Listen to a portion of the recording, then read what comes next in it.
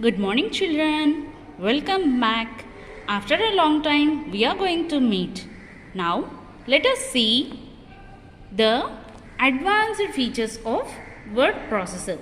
Children, till now we learn how to open a word, how to give color to the text, how to make it center, and how to align, how to bold, how to change the format, size, cut and paste.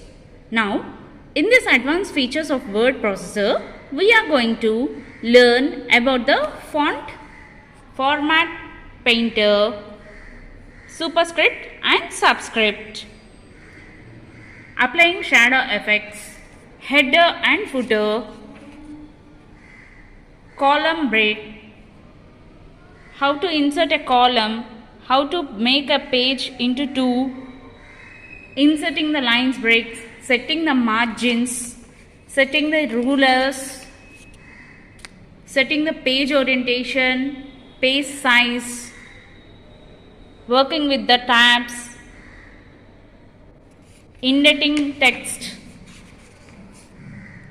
finding the text, replace the text, how to place the shapes of the text, how to insert the word art and clip art, applying and borders and shadings to the text. These all we are going to learn in the advanced features of Word. First, let us see about the format paint. The format paint tool is used when you want to copy and apply the formatting of one section of the text or graphic such as color, font, style, size, border style, another section of text or graphics.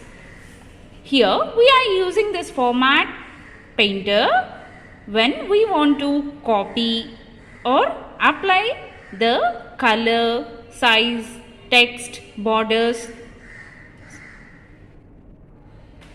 border styles to the text we are selected.